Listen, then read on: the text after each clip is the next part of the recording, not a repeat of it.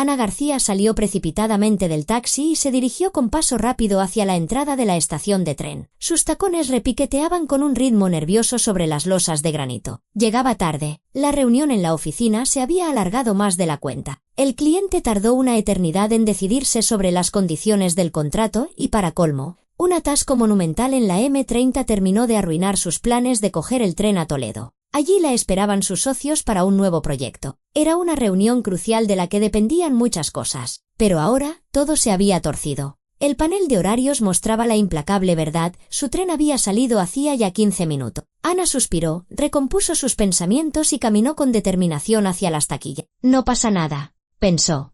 Compro un billete para el siguiente, llamo a los socios y les aviso del retraso. Lo importante era no dejarse llevar por el pánico. La cola para comprar billetes era considerable. Ana se colocó al final y sacó el móvil para escribir un mensaje a sus colegas. La estación bullía con su actividad habitual, los anuncios por megafonía, el ruido de las ruedas de las maletas, las conversaciones de los pasajeros. Ana ya estaba planeando mentalmente cómo aprovecharía el viaje para trabajar con el portátil, cuando de repente escuchó una voz que le heló el corazón por un instante. 2 billetes, por favor. Para el tren de mañana por la tarde a Málaga. ¿En clase preferente?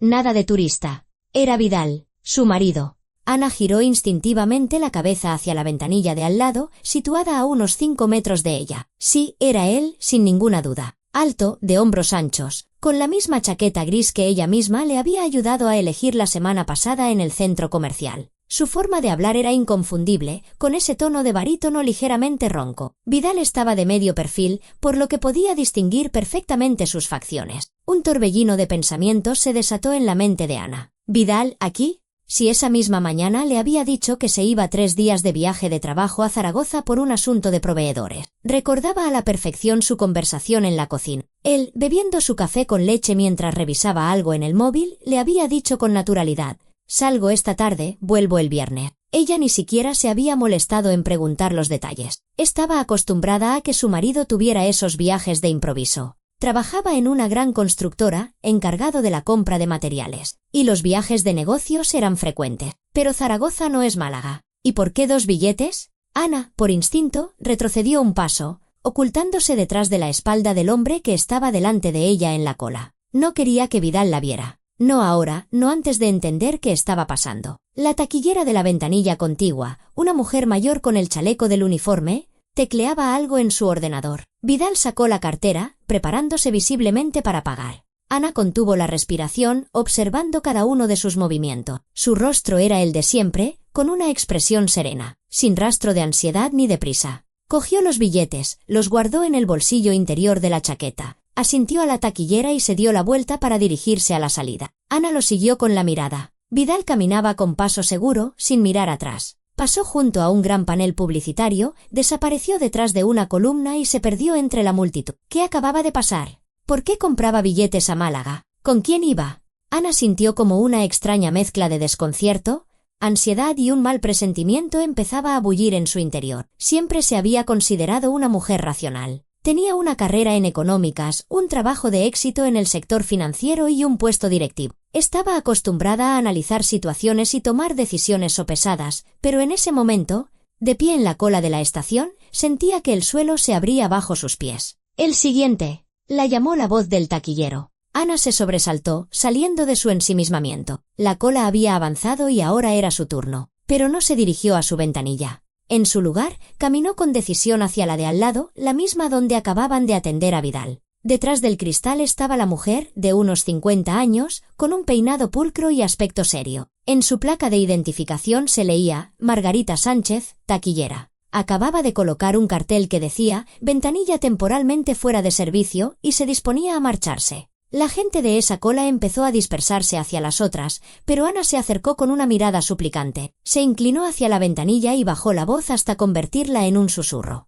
«Disculpe, por favor, necesito su ayuda. Es muy importante». Margarita levantó la vista, sorprendida, y un destello de curiosidad asomó en sus ojos. «Dígame». Ana miró rápidamente a su alrededor para asegurarse de que no había nadie cerca y continuó. «¿El hombre que acaba de comprarle 2 billetes? Alto, con una chaqueta gris, ¿lo recuerda?» «Pues sí, lo recuerdo», dijo la taquillera, frunciendo el ceño. «¿Qué ocurre?» Ana sacó la cartera del bolso, Cogió un billete de 50 euros y se lo tendió a la mujer. Por favor, ¿podría decirme a dónde ha comprado los billetes y a nombre de quién está el segundo? ¿De verdad?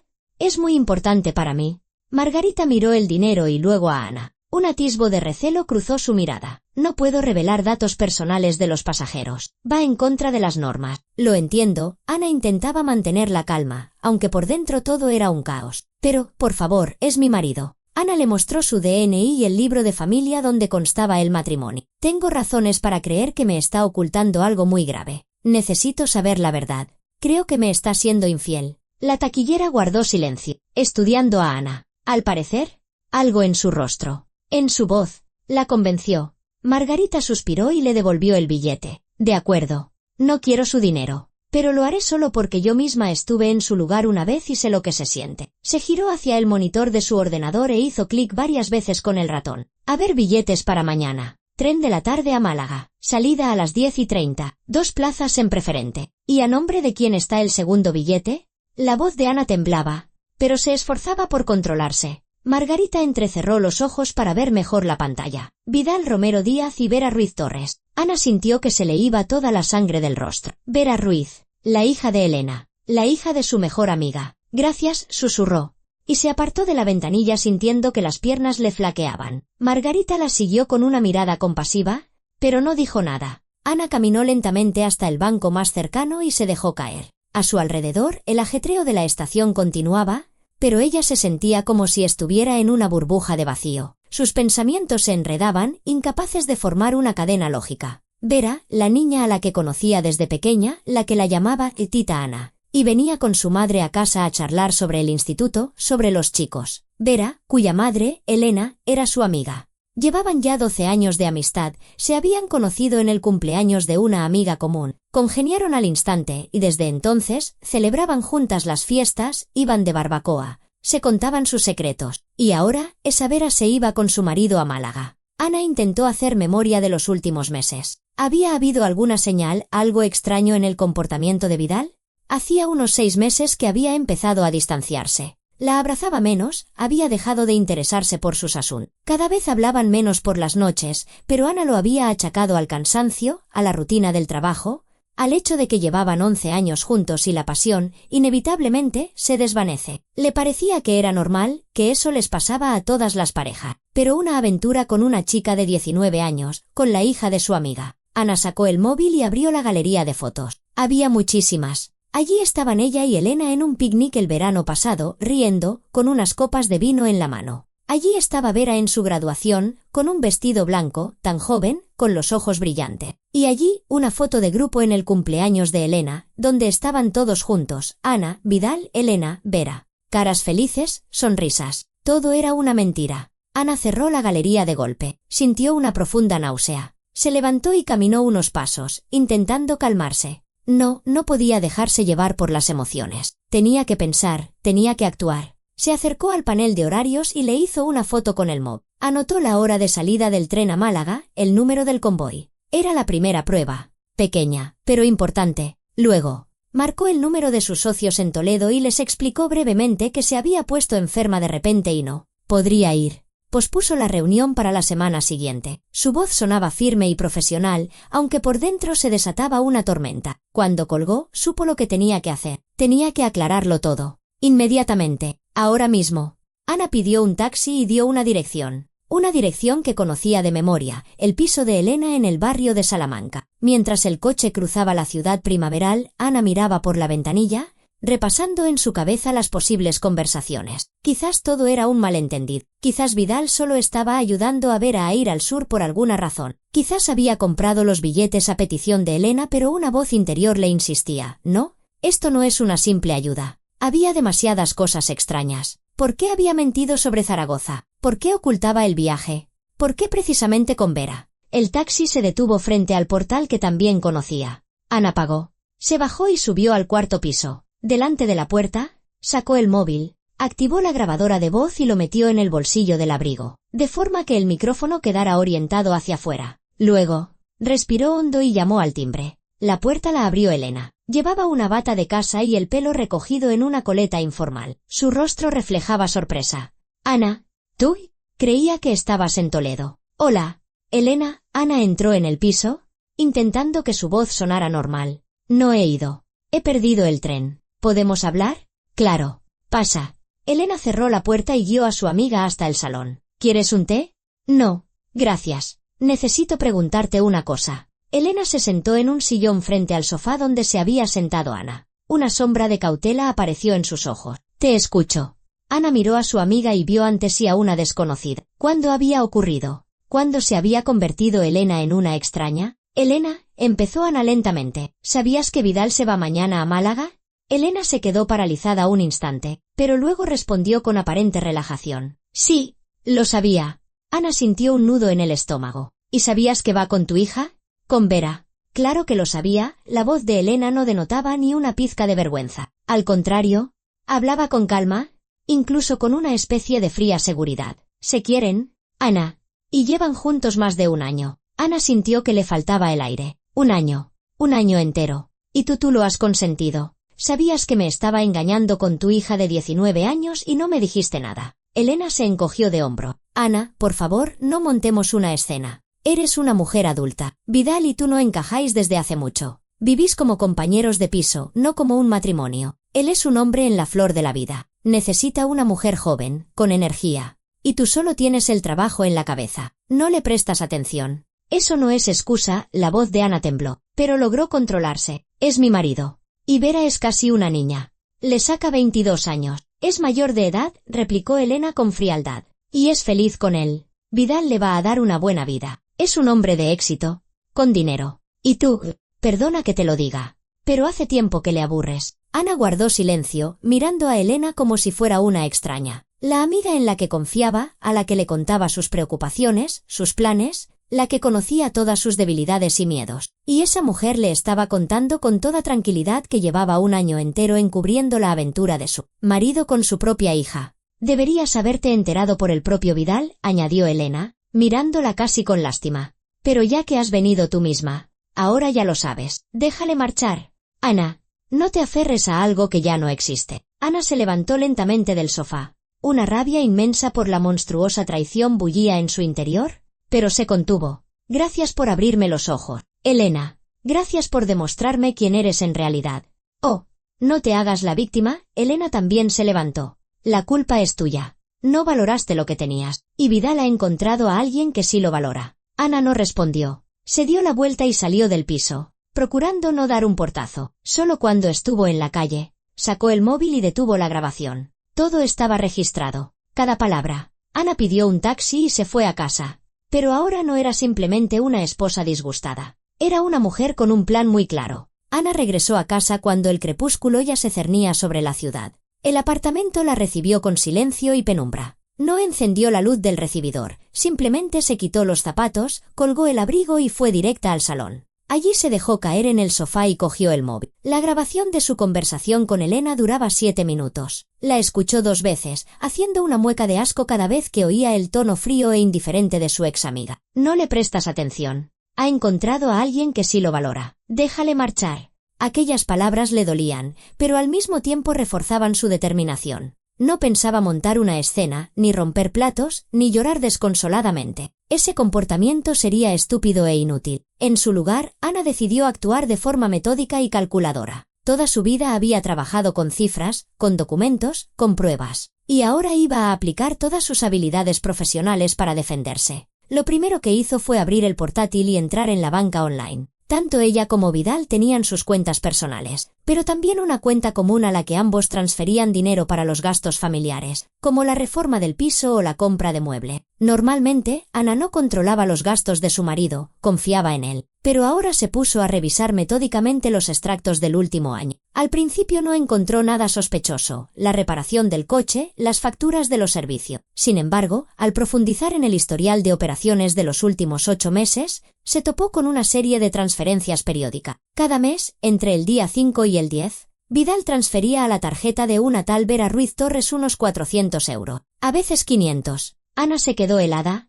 con la vista fija en la pantalla. Vera Ruiz Torres le estaba pagando, regularmente, durante 8 meses seguidos. Siguió revisando. Más transferencias a la misma tarjeta. En abril, 600 euros con el concepto, para gastos. En mayo, 1000 euros sin concepto. En junio, 500 euros con el concepto regalo. Ana calculó rápidamente. En 8 meses, Vidal le había transferido a Vera cerca de 5.000 euros de su presupuesto familiar común. Pero eso no era todo. Más adelante, en el extracto, descubrió pagos mensuales por el alquiler de una vivienda. El beneficiario era un tal Elea San Pedro. El importe, 700 euros. Cada mes, desde marzo. Ana abrió los detalles del pago y vio el concepto. Pago alquiler apartamento Málaga, calle de la Almudena, 17, apartamento 42. Málaga. Le estaba alquilando un piso en Málaga. Ana comprendió la magnitud de la catástrofe. No era una simple aventura. Era una vida paralela. Mantenía a su amante, le alquilaba un apartamento en la costa, la llevaba allí.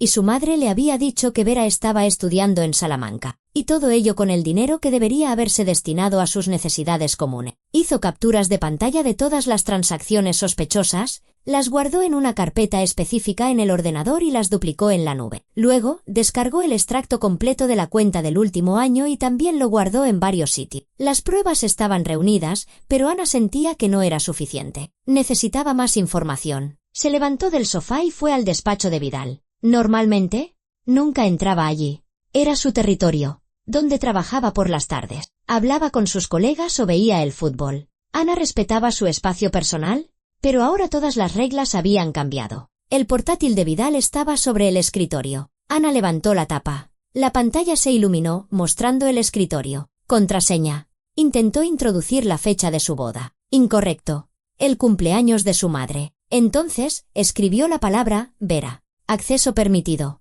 En cualquier otra circunstancia, nunca lo habría adivinado si no fuera por la revelación en la estación. Ana se sentó y comenzó a examinar metódicamente el contenido. Primero, abrió el navegador y revisó el historial de visita. La mayoría eran páginas de trabajo, noticias, portales deportivos. Pero entre ellas encontró otros enlaces, páginas de joyerías, webs de reserva de restaurantes en Málaga, tiendas online de ropa de mujer. Hizo clic en el enlace de una de las joyerías. Se abrió la página de una pulsera de oro con pequeños diamantes. El precio, 1.200 euros. En una esquina de la página había una notificación. Su pedido ha sido procesado y pagado. Fecha de entrega, 23 de abril. 23 de abril. Ana recordó ese día. Vidal se había ido a otro de sus viajes de negocios de fin de semana. Volvió de muy buen humor, diciendo algo sobre unas negociaciones que habían ido muy bien. Pero, en realidad, había estado con Vera, regalándole una pulsera de oro. Ana cerró el navegador y empezó a revisar todo lo demás, documentos, fotos, vídeos, descargas.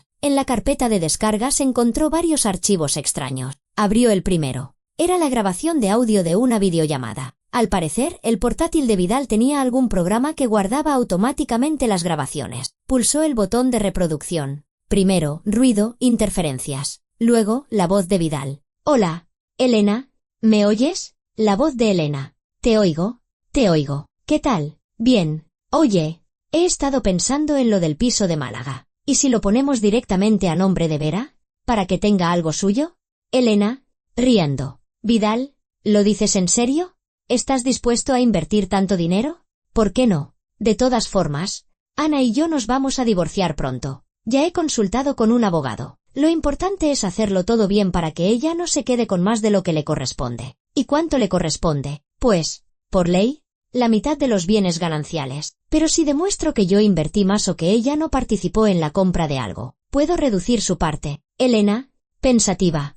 ¿Y ella no sospecha nada de nada? ¿Qué va? Claro que no. No se entera de nada. Siempre metida en su trabajo. Podría ir a Vera todos los días y ni se daría cuenta. Elena, riendo. ¿Qué personaje? Vale, pues hagámoslo así. Lo ponemos a nombre de Vera. Que mi niña tenga una propiedad. Se lo merece. La grabación se cortó. Ana se quedó sentada, con la boca abierta. Lo estaban planeando. Estaban discutiendo cómo repartir los bienes, cómo dejar a Ana sin nada. Y Elena participaba en ello. No solo encubría la aventura de su hija, sino que ayudaba activamente a Vidal a engañar a Ana. Abrió el siguiente archivo. Una grabación del 22 de junio. De nuevo, las voces de Vidal y Elena. Vidal, Elena. Una pregunta. ¿Cuándo crees que es mejor pedir el divorcio?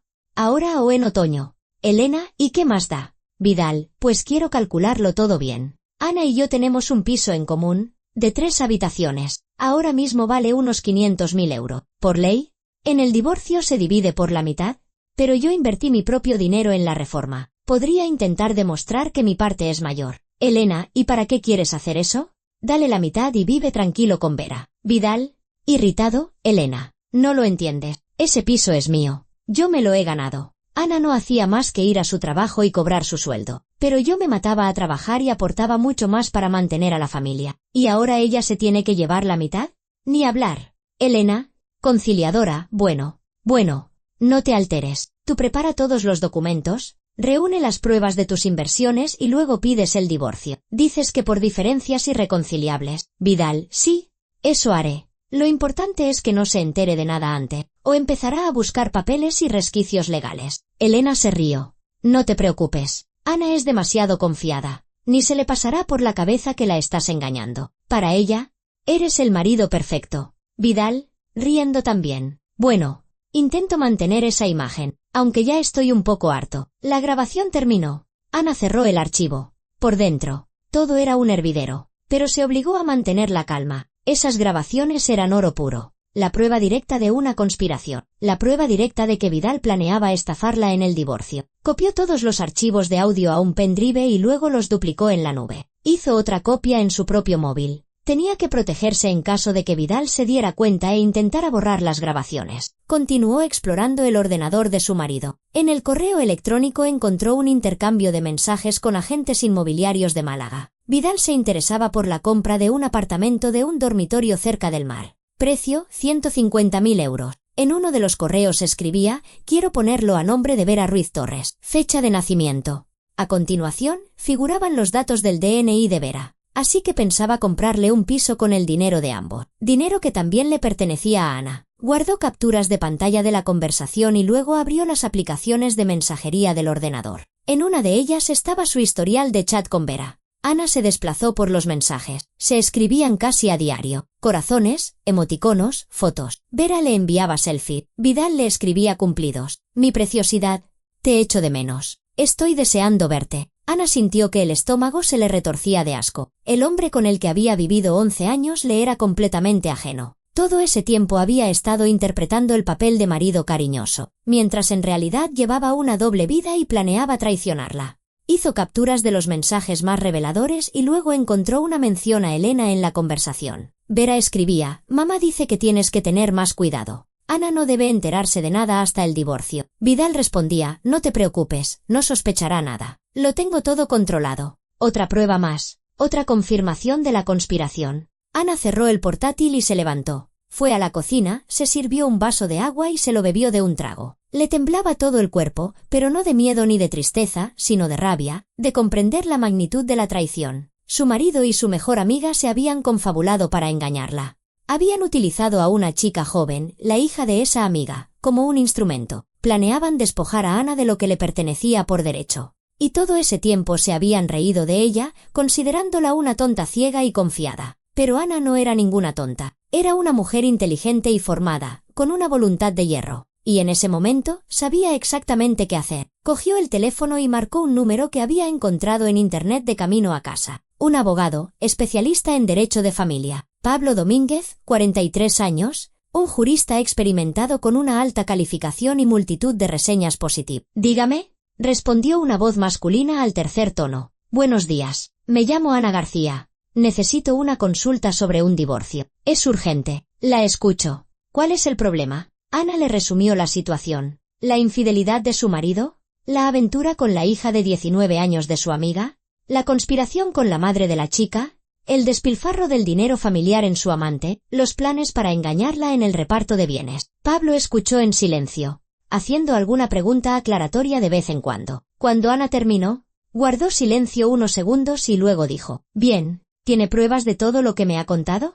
«Sí. Grabaciones de audio de las conversaciones, extractos bancarios, capturas de pantalla de los chats, fotos. Excelente. Eso le da una posición muy sólida. Venga mañana a mi despacho y tráigame todo el material. Trazaremos una estrategia». «De acuerdo. ¿A qué hora? ¿Le viene bien a las 10 de la mañana?»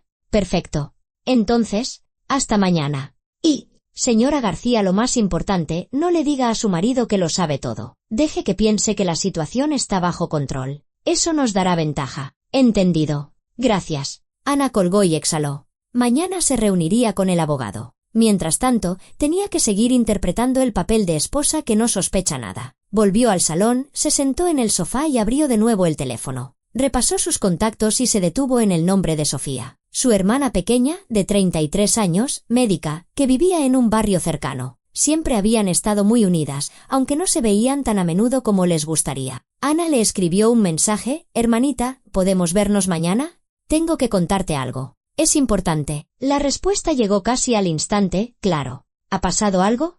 Te lo cuento cuando nos veamos. Sobre las 8 de la tarde. ¿Te va bien?» «Sí. Perfecto. Vente a mi casa. Te espero». Ana dejó el teléfono y se recostó en los cojines del sofá. Su hermana la apoyaría. Siempre había estado de su lado. Y, quizás, Sofía podría actuar como testigo si el caso llegaba a juicio. Por la noche, Ana se preparó una cena ligera, pero apenas la probó. No tenía apetito. No paraba de pensar en todo lo que había descubierto ese día, en cómo su mundo se había derrumbado en apenas unas horas, en que había vivido en una ilusión durante un año entero, o quizás más. Pero no importaba. Mañana empezaría su partida. La mañana comenzó como cualquier otra. Ana se preparó un café, se hizo unas tostadas, se arregló, se vistió rápidamente y se dirigió al despacho del abogado. Pablo Domínguez la recibió en una amplia oficina en la tercera planta de un centro de negocio. Era un hombre de estatura media, en forma, con un traje impecable, pelo corto, mirada atenta tras unas gafas de montura fina. Su apretón de manos fue firme, su voz, serena. «Siéntese,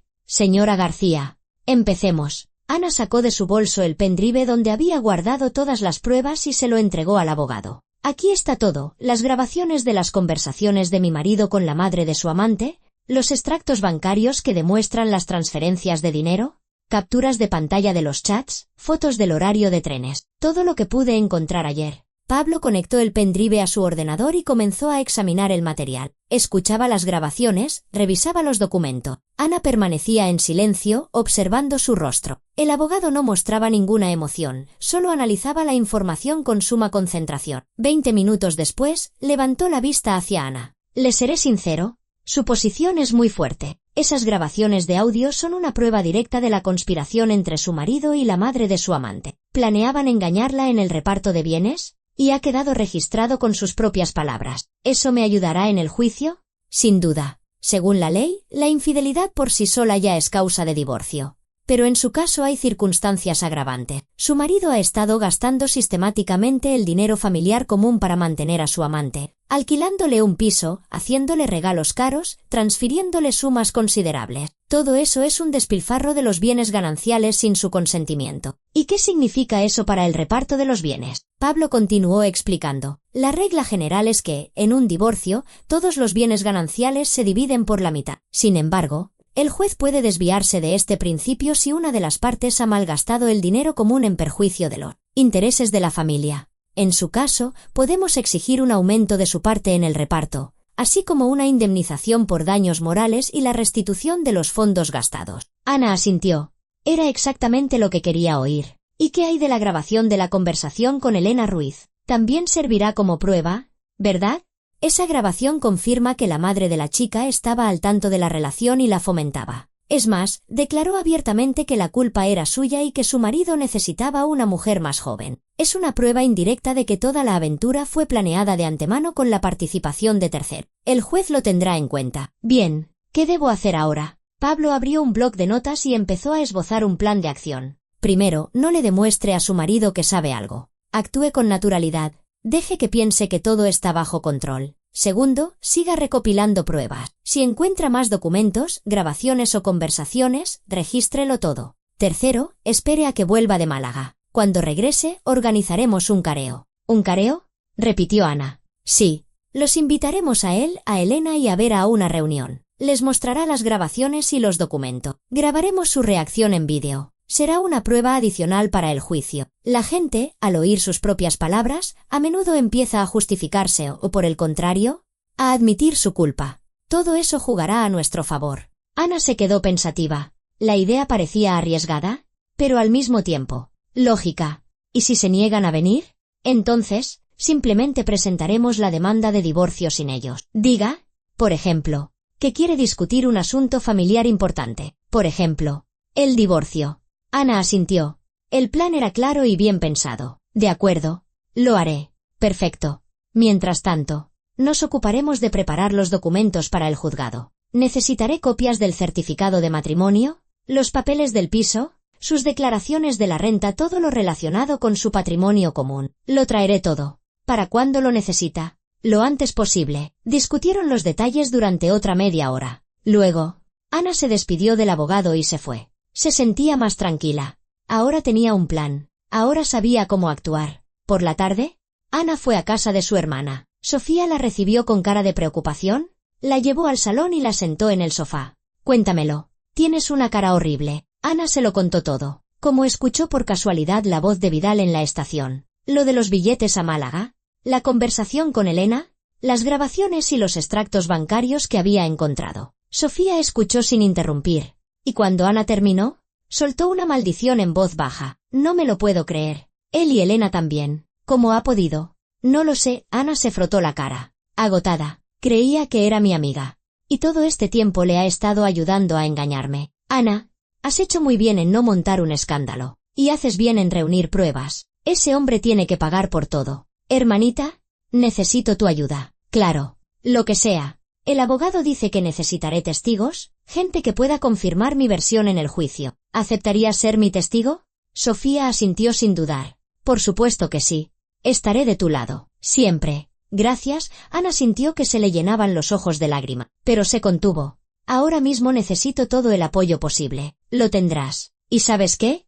A mí nunca me gustó Vidal. Siempre me pareció un tipo escurridizo. Pero tú eras feliz. Y yo me callé. Yo también creía que era feliz, dijo Ana con tristeza. Y resultó ser una ilusión. No importa. Ahora te librarás de él y empezarás una nueva vida. Créeme. Te mereces algo mejor. Ana abrazó a su hermana. Sofía tenía razón. Se merecía algo mejor. Y ahora iba a luchar por ello. Al día siguiente, Ana continuó con su vida normal. Fue a trabajar, se reunió con clientes, preparó la cena por la noche. En apariencia, todo estaba tranquilo. Pero por dentro, ardía de rabia e impaciencia. Mañana comenzaría la fase decisiva. Pasado mañana, Vidal volvería a casa e intentaría comunicarle su decisión de divorciarse. Pero ni siquiera sospechaba que ella estaba preparada para esa conversación, que tenía todos los ases en la manga. Ana fue al dormitorio, abrió el armario y sacó una pequeña cámara de vídeo que ella y Vidal habían comprado hacía años para grabarlas. Celebraciones familiares. Hacía tiempo que no la usaban, pero funcionaba perfectamente. Ana comprobó la batería, se aseguró de que el dispositivo se encendía y grababa. Bien,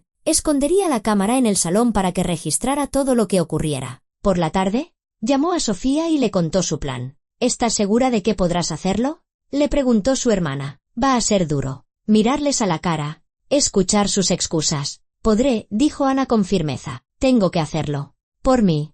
Pues sé fuerte. Estaré cerca por si me necesita. Gracias. Eres mi gran apoyo. Al día siguiente, Ana contactó con Pablo y discutió los detalles de la inminente reunión. El abogado le explicó con detalle qué decir, cómo comportarse, a qué prestar atención. Le aconsejó mantener la calma, no levantar la voz, no caer en provocaciones. Su tarea es mostrarles las pruebas y registrar su reacción. Deje que se delaten ellos solos. Usted limítese a observar y grabar. ¿Entendido? Y si intentan irse, no trate de retenerlo. Simplemente, hágales saber que todo ha sido grabado y que se usará en el juicio. Con eso bastará. Ana le dio las gracias al abogado y colgó. Ahora solo quedaba esperar. Por la tarde del día siguiente, Vidal volvió a casa. Tenía aspecto descansado y una sonrisa de satisfacción en el rostro. Ana lo recibió como de costumbre, le preguntó qué tal el viaje de trabajo. Vidal respondió con indiferencia que todo había ido bien, que las negociaciones habían sido un éxito. Cenaron, charlaron un poco sobre trivialidades. Vidal parecía relajado, sin sospechar nada. Ana interpretó su papel de esposa normal, aunque la tensión bullía en su interior. Después de cenar, Vidal fue al salón, se sentó en el sofá y llamó a Ana. Oye, tenemos que hablar. En serio. Ana se sentó frente a él. Te escucho. Vidal guardó silencio un momento, buscando las palabras adecuadas. Luego, suspiró y dijo, Ana, quiero el divorcio. Lo nuestro se ha acabado. Ya no somos compatibles. Creo que deberíamos separarnos de buenas, sin escándalos ni reproches. Ana lo miró con calma. Esperaba esas palabras. Estaba preparada. Entiendo, dijo lentamente. ¿Y estás seguro de que es una decisión tuya? ¿O alguien te ha ayudado a tomarla? Vidal frunció el ceño. ¿De qué hablas? Espera. Ana se levantó y se acercó a la estantería donde estaba el portátil. Yo también tengo algo que enseñarte. Abrió el ordenador, encendió los altavoces y reprodujo la primera grabación de audio. La voz de Vidal resonó en el salón. Lo importante es hacerlo todo bien para que ella no se quede con más de lo que le corresponde. Vidal palideció. Se levantó lentamente del sofá, mirando a Ana con los ojos muy abiertos. ¿De dónde? ¿De dónde has sacado eso? De tu ordenador, respondió Ana con frialdad. Se te olvidó desactivar el guardado automático de las grabaciones de videollamadas. ¡Qué descuido! Has estado husmeando en mis cosas. ¿Cómo supiste la contraseña? Eso no importa. Estaba protegiendo mis intereses. ¿Y sabes qué? Yo también tengo algo que decirte. Pero no solo a ti. Ana cogió el teléfono y marcó el número de Elena. Elena. Hola. ¿Está Vera en casa? ¿Podéis venir ahora mismo? Necesito hablar contigo y con Vera. Es muy importante. Tiene que ver con Vidal. Elena, sorprendida. ¿Ahora? Ya es tarde. Por favor. Es realmente urgente. Venid las dos. Elena dudó, pero finalmente aceptó. Está bien. Llegamos en media hora. Ana colgó y miró a Vidal. Él permanecía en medio del salón, desconcertado y pálido. ¿Qué estás tramando? Preguntó con voz ronca. Lo sabrás muy pronto, respondió Ana. El juego ha comenzado. Ana ya había instalado la videocámara en la estantería, de forma que abarcara todo el sofá y el sillón del salón. La había camuflado con una pila de libros y una planta artificial en una maceta, dejando el objetivo despejado. Comprobó el ángulo de filmación en la pantalla. Perfecto, todo estaba en plano. Discretamente, pulsó el botón de grabar. La lucecita roja se encendió, señalando el inicio de la filmación. Vidal estaba de pie junto a la ventana, mirando nerviosamente algo en su teléfono. Intentó decir algo varias veces, pero Ana lo cortaba con una simple mirada. Cállate. Espera. Pronto lo sabrás todo. Pasaron 25 minutos. La tensión en el apartamento era palpable. Vidal se paseaba por la habitación, sentándose y levantándose. Ana permanecía sentada en el sillón, con una calma exterior absoluta. Por dentro, sin embargo, la invadía una fría determinación. El gran espectáculo estaba a punto de comenzar. Finalmente, sonó el timbre. Ana se levantó y fue a abrir. En el umbral estaban Elena y Vera. Elena parecía cautelosa, Vera, asustada. La chica notaba claramente que algo no iba bien. Pasad. Ana se hizo a un lado para dejarlas entrar. Elena fue la primera en entrar en el salón y se detuvo en seco al ver a Vidal. Su rostro se descompuso por un instante, pero rápidamente recuperó la compostura. Vidal, ¿tú aquí? Ana dijo que tenía que ver contigo, pero no pensé que estarías presente. Sentaos. La interrumpió Ana. Tenemos mucho de qué hablar. Elena y Vera se sentaron en el sofá. Vera no dejaba de mirar a Vidal. En sus ojos se leía la ansiedad y la confusión. Vidal seguía junto a la ventana, evitando su mirada. Ana se sentó en el sillón frente a ellas y colocó el portátil sobre su rodilla. Bueno, os he reunido aquí porque estoy harta de vivir en la ignorancia. Lo sé todo. Vuestra aventura. Señaló con la cabeza a Vidal y a Vera. Y tu papel en todo esto, dirigió su mirada a Elena. Y vuestros planes para estafarme en el divorcio. Se hizo un silencio espeso. Elena fue la primera en hablar. Ana, entiendo que estés disgustada, pero... Cállate, la cortó Ana con frialdad.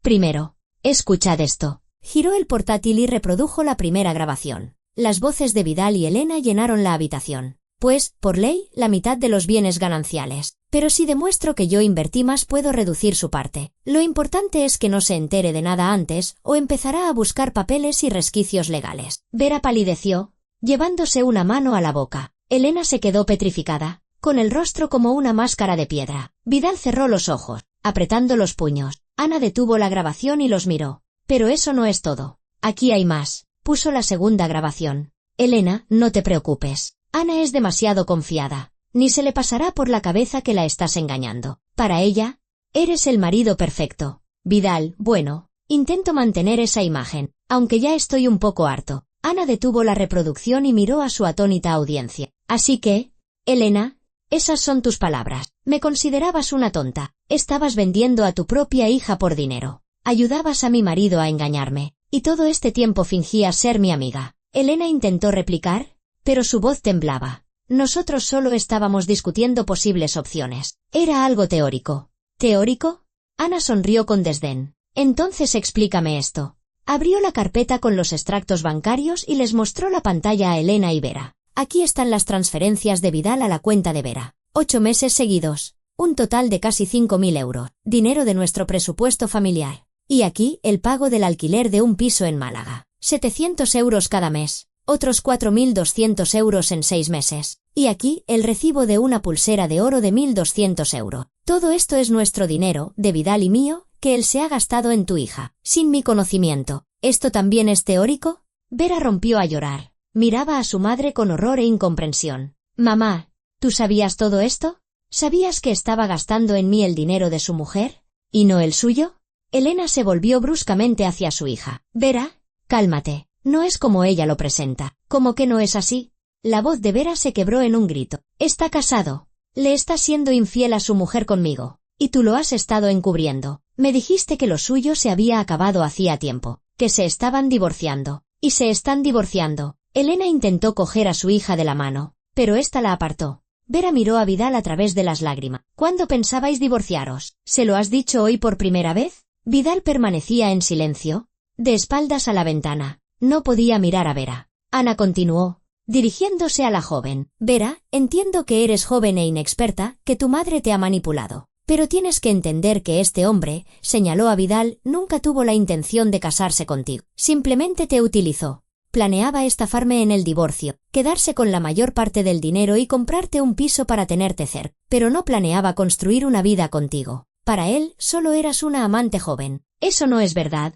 gritó Elena. Vidal quiere a mi hija, cuida de ella. ¿Qué cuida de ella? Ana abrió otro archivo de audio. Escucha cómo cuida de ella. Sonó la grabación de otra conversación con Elena. ¿Vidal y con Ana? No sé. Es aburrido. Siempre está ocupada, siempre calculando, planificando. Cero romanticismo. ¿Y Vera? Vera es jugosa, joven y tersa. Ana detuvo la grabación y miró a Vera. Te llama jugosa y tersa, como si fueras un juguete que lo entretiene. No habla de amor. Habla de que eres joven y tersa. Eso es todo lo que significas para él. Vera se cubrió la cara con las manos y rompió a llorar desconsoladamente. Elena la abrazó, intentando calmarla, pero la chica la apartó. No me toques, me has vendido, me has utilizado. Vera, no, yo solo quería lo mejor para ti. Quería que tuvieras una vida acomodada, a costa del dinero y del marido de otra. Vera se levantó de un salto, mirando a su madre con furia. ¿No pensabas en mí? ¿Pensabas en ti? ¿Necesitabas su dinero? ¿Sus contactos? ¿La estabilidad? Y yo solo era tu herramienta. Elena intentó decir algo, pero Vera no la dejó. Se volvió hacia Vidal. Y tú me prometiste que te divorciarías hace mucho, que estaríamos juntos, que te casarías conmigo. ¿Me prometiste que me comprarías un piso?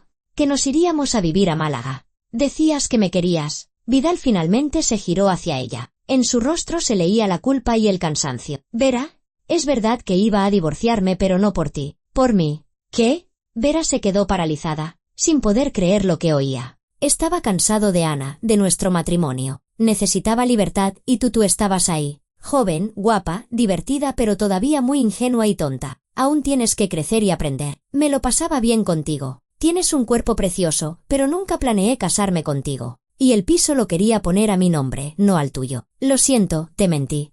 Me has utilizado, susurró Vera. No quería hacerte daño. Pero sí, supongo que te utilicé. Vera se dejó caer lentamente en el sofá, con la mirada perdida. Su rostro estaba pálido, sus ojos enrojecidos por las lágrimas. Ana miró a Elena. ¿Estás contenta? Has arruinado la vida de tu propia hija por dinero. La has empujado a los brazos de un hombre casado, prometiéndole el oro y el moro. Y, en realidad, solo querías asegurarte tu propio futuro a través de ella. Elena guardó silencio, apretando los dientes. Su rostro era de piedra, pero en sus ojos se vislumbraba el desconcierto. Ana continuó. He grabado todo esto en vídeo. Cada palabra vuestra, cada reacción, se usará en el juicio. Pido el divorcio. Y exigiré una compensación por el dinero malgastado, por el daño moral y por el engaño. No demostrarás nada, graznó Elena. Son solo grabaciones. Se pueden impugnar. ¿Podéis intentarlo?, respondió Ana con calma. Pero tengo extractos bancarios, contratos de alquiler, conversaciones de chat. Todos son documentos oficiales que confirman mis palabras. Y vuestras propias confesiones en la grabación son la guinda del pastel. Vidal finalmente habló. Ana, solucionémoslo pacíficamente. Acepto repartir todo a la mitad. ¿Tú te quedas con tu parte? Yo con la mía. Sin juicios ni escándalos. No, dijo Ana con firmeza. Planeabas estafarme.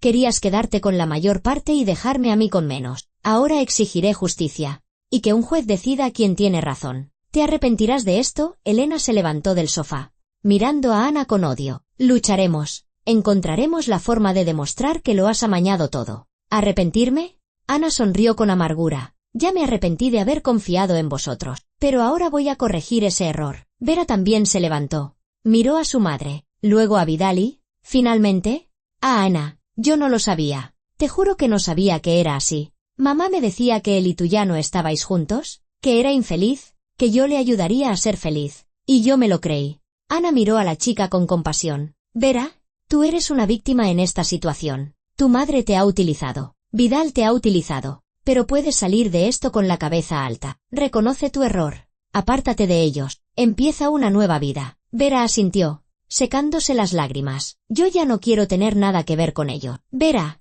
Elena agarró a su hija del brazo. No sabes lo que dices. Sí que lo sé. Mamá. Vera se soltó. Sé que me has traicionado. Que solo pensabas en ti. No quiero seguir siendo tu marioneta. Se dio la vuelta y salió del apartamento, dando un portazo. Elena corrió tras ella, pero Ana le bloqueó el paso. Déjala ir. Dale tiempo para que lo asimile todo. Elena miró a Ana con furia. Has destrozado a mi familia. No, respondió Ana con frialdad. Lo has hecho tú sola, con tu codicia y tu cálculo. Elena se dio la vuelta y salió, cerrando la puerta con un fuerte golpe. En el apartamento solo quedaron Ana y Vidal. Él permanecía junto a la ventana, con la cabeza gacha. Lo has estropeado todo, dijo en voz baja. Tú lo has estropeado todo. Ana se acercó a él. Tú me fuiste infiel. Planeaste engañarme. Gastaste nuestro dinero en tu amante. Y ahora intentas culparme a mí. Yo solo quería ser feliz. A mi costa. A costa de una chica joven a la que utilizaste. A costa de mi amiga, a la que involucraste en tus intrigas. Eso no es felicidad, Vidal. Es egoísmo. Él no respondió. Simplemente se quedó allí, mirando por la ventana. Ana volvió a la cámara de vídeo y detuvo la grabación. Todo estaba registrado, todas las confesiones, todas las reacciones. Ahora tenía todo lo que necesitaba para el juicio. Mañana presento la demanda de divorcio, dijo. Puedes ir recogiendo tus cosas y marchándote. O quédate aquí hasta la sentencia del juez. Me da igual. Para mí, ya eres un extraño. Un simple compañero de piso. Vidal se fue en silencio al dormitorio. Ana oyó cómo abría el armario y metía sus cosas en una bolsa. 20 minutos después, salió con una bolsa de deporte llena. Me quedaré en casa de un amigo, dijo, sin mirarla. Como quieras. Abrió la puerta y se detuvo en el umbral. Ana, yo. No quería que acabara así, pero ha acabado, le cortó ella. Y ha sido tu elección. Ahora, vive con ella. Vidal asintió y se fue. La puerta se cerró tras él con un suave clic. Ana se quedó sola en el apartamento. Se dejó caer lentamente en el sofá, sintiendo como la tensión de los últimos días finalmente la abandonaba. Pero no se permitió venirse abajo, ni llorar. No ahora. Ahora tenía que ser fuerte. Sacó el teléfono y le escribió a Pablo Domínguez. Todo ha salido según el plan. Lo he grabado en vídeo. Mañana iré a su despacho con el material. Iniciamos el proceso de divorcio. La respuesta llegó rápidamente. Excelente. La espero a las 10. ¿Ha hecho un gran trabajo? Señora García. Sea fuerte. Ana dejó el teléfono y cerró los ojos. Le esperaba un juicio, el reparto de bienes, conversaciones difíciles y momentos desagradables. Pero sabía que podría con ello, porque ya no estaba sola. Ahora tenía la verdad de su parte. Y la verdad es más fuerte que cualquier mentira. A la mañana siguiente, Ana llegó al despacho de Pablo Domínguez con el pendrive que contenía la grabación de la reunión del día anterior. El abogado visionó el vídeo atentamente, deteniéndolo varias veces en los momentos clave. Cuando terminó, una sonrisa de satisfacción asomó en su rostro. Señora García, esto es exactamente lo que necesitábamos. La confesión de Vidal, la de Elena, la reacción de Vera. Todo juega a su favor. Ahora podemos iniciar el procedimiento oficial de divorcio. ¿Cuánto tiempo llevará?, preguntó Ana. ¿Con pruebas como estas? Unos 2 meses. El juzgado fijará una vista. Presentaremos todo el material y el juez dictará sentencia. Dadas las circunstancias, estoy seguro de que será favorable para usted. ¿Y qué pasará con el reparto de bienes? Pablo abrió una carpeta con documentos y empezó a explicar. Su apartamento está valorado en unos 500.000 euros. Por ley, debería dividirse por la mitad, 250.000 para cada uno. Pero vamos a exigir un aumento de su parte, ya que Vidal ha despilfarrado sumas considerables del dinero común en mantener a su amante. También pediremos una indemnización por daños morales de 10.000 euros y la restitución de la mitad de los fondos gastados, otros 5.000 euros. ¿Y si el juez se niega? Es poco probable. Quizás reduzca las cuantías de las indemnizaciones, pero tenemos una base probatoria muy sólida. El juez no podrá ignorarla. Ana asintió. Confiaba en la profesionalidad de Pablo. De acuerdo. Empecemos. Ese mismo día presentaron la demanda de divorcio en el juzgado. Los motivos: adulterio, despilfarro de bienes gananciales e intento de fraude en el reparto de bienes. Adjuntaron a la demanda todas las pruebas recopiladas. Una semana después, llegó la citación. La vista judicial se fijó para mediados de septiembre. Vidal recibió su citación e inmediatamente contrató a un abogado. Su defensa intentó impugnar las grabaciones de audio, alegando que se habían obtenido ilegalmente. Pero Pablo rebatió fácilmente el argumento, señalando que la grabación se había realizado en el ordenador personal de Vidal, al que Ana tenía acceso legal como su esposa. El tribunal aceptó esta explicación. La primera sesión fue tensa. Vidal acudió con su abogado, sombrío y retraído. Evitaba mirar a Ana. Su defensor intentó presentar la situación como si Ana fuera la culpable de la ruptura del matrimonio, que no prestaba atención a su marido, que estaba demasiado ocupada con el trabajo. Pero cuando la jueza escuchó las grabaciones de audio y vio el vídeo, su rostro se tornó severo. Señor Romero, se dirigió a Vidal. ¿Reconoce que mantuvo relaciones íntimas con la señorita Vera Ruiz? Vidal guardó silencio. Luego asintió. Lo reconozco. ¿Y reconoce que gastó fondos familiares comunes en el mantenimiento de esta joven? Sí. ¿Sin el consentimiento de su esposa? Sí. ¿Y que planeaba engañar a su esposa en el reparto de bienes, como se desprende de sus propias palabras en la grabación? Vidal titubeó. Quería obtener una parte justa. ¿Justa? La jueza enarcó una ceja. Teniendo en cuenta que el apartamento se compró durante el matrimonio y es un bien ganancial. ¿A eso le llama usted justicia? El abogado de Vidal intentó intervenir. Señoría, mi cliente invirtió en la reforma del piso fondos que poseía antes del matrimonio. ¿Tienen pruebas de ello?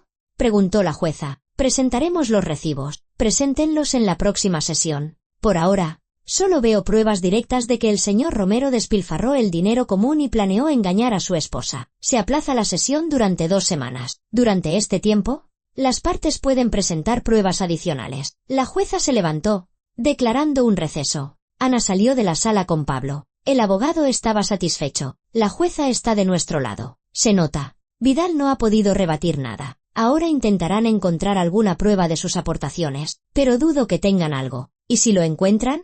¿Qué van a encontrar? ¿Qué sumas de dinero, acumuladas antes del matrimonio, pudo haber guardado y documentado hace 11 años? Incluso si encuentran algo, no pesará más que el hecho de la infidelidad y el despilfarro. El tribunal seguirá estando de su parte. Las siguientes 2 semanas transcurrieron en un estado de espera. Ana siguió trabajando, reuniéndose con colegas, intentando llevar una vida normal, pero por dentro sentía una tensión constante. Sabía que Vidal no se rendiría tan fácilmente. Lucharía hasta el final. Y, efectivamente, en la segunda sesión, el abogado de Vidal presentó varios recibos de compra de materiales de construcción y pago de obras de reforma. La suma total ascendía a unos 10.000 euros. Afirmó que Vidal había invertido ese dinero de sus fondos personales, que tenía antes del matrimonio. Pablo examinó detenidamente los recibos y preguntó: ¿cómo demuestra que ese dinero fue obtenido antes del matrimonio? ¿Tiene extractos bancarios que confirmen la existencia de dichos fondos en el momento de contraer matrimonio? El abogado de Vidal vaciló. Era dinero en efectivo. ¿En efectivo? Pablo sonrió.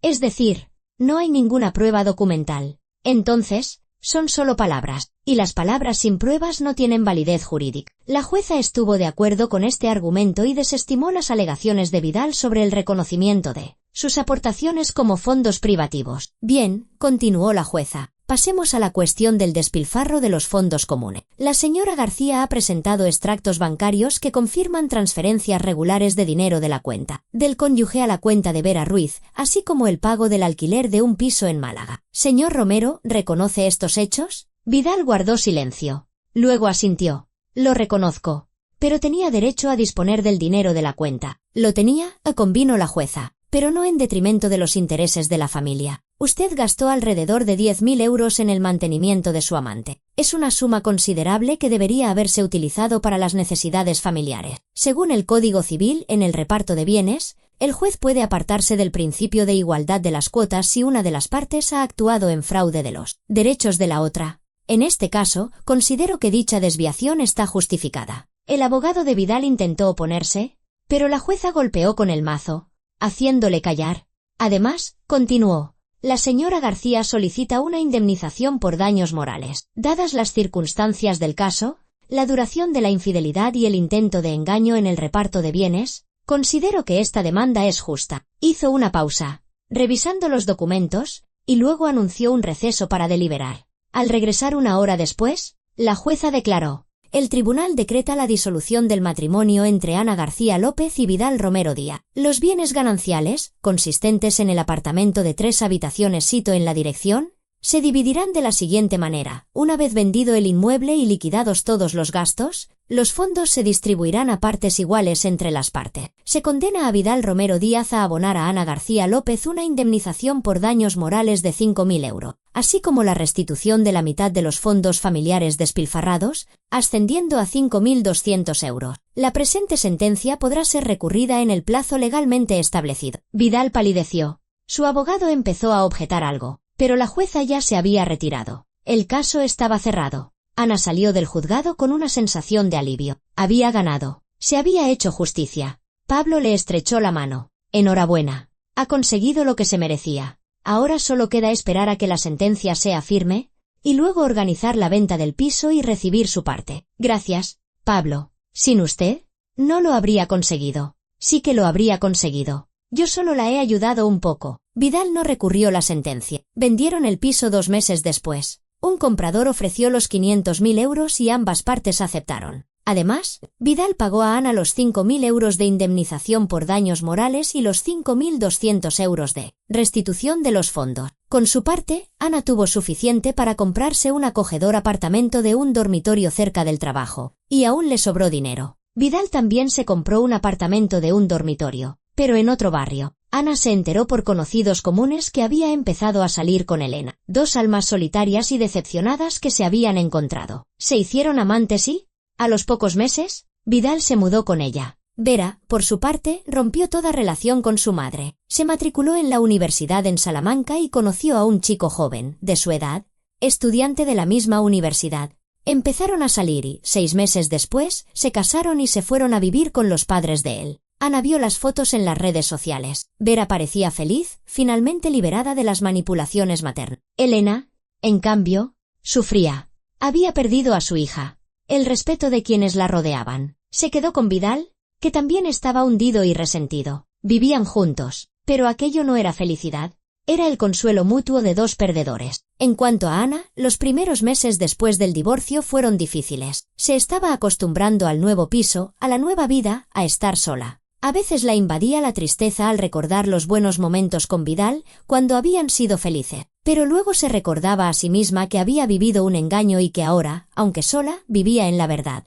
El trabajo la ayudó a distraerse. Ana se sumergió en sus proyectos, asumió más responsabilidades. Empezó a participar en operaciones importantes. En la empresa la valoraban y, 6 meses después del divorcio, le ofrecieron un ascenso. Se convirtió en la subdirectora financiera, con un aumento de sueldo considerable. Una tarde de otoño, cuando Ana volvía del trabajo, un hombre de unos 40 años, alto, de complexión atlética y sonrisa agradable, la detuvo. «Disculpe, ¿es usted Ana García?» Ana asintió con cautela. «Sí. ¿Y ustedes?» «Andrés Martín. Soy el agente inmobiliario que la ayudó a comprar el piso. ¿Se acuerda?» Ana lo observó en la penumbra y lo recordó. Sí, aquel hombre había gestionado la operación. Había sido profesional, educado, y la había ayudado con todo el papeleo. «Sí, me acuerdo. ¿Ha pasado algo?» No, todo en orden. Solo quería preguntarle si le apetecería tomar un café conmigo algún día. Sin ningún compromiso, solo para charlar». Ana se sorprendió. No esperaba una propuesta así. En los últimos meses no había pensado en absoluto en su vida personal, en hombres, en romanticismo. Pero, ¿por qué no?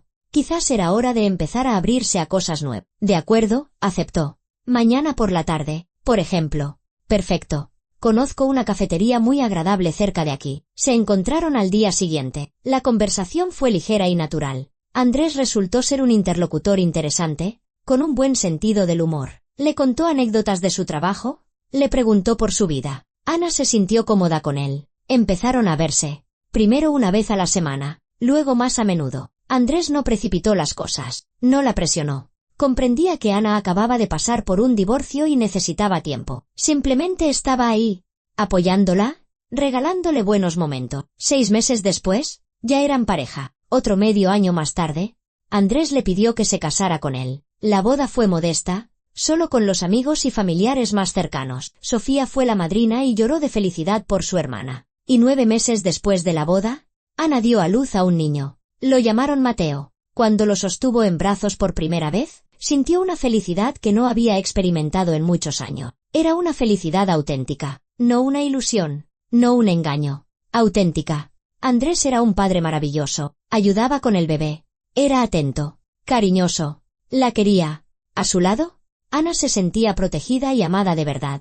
A veces pensaba en el pasado, en Vidal, en Elena, en la historia que había puesto su vida patas arriba. Pero esos pensamientos ya no le causaban dolor, solo una leve melancolía y la certeza de que todo había sucedido como tenía que suceder, que aquel golpe del destino había sido necesario para que ella despertara, abriera los ojos y viera la verdad. Daba gracias a la vida por haber perdido aquel tren, por haber escuchado la voz de su marido en la estación, por haber tenido la fuerza para reunir pruebas y luchar por sí misma. Porque si entonces se hubiera callado, si hubiera cerrado los ojos y seguido viviendo en una ilusión, su vida se habría convertido en un infierno. Y ahora era libre, feliz, junto a un hombre que la amaba de verdad, y con un hijo que había llenado su vida de sentido.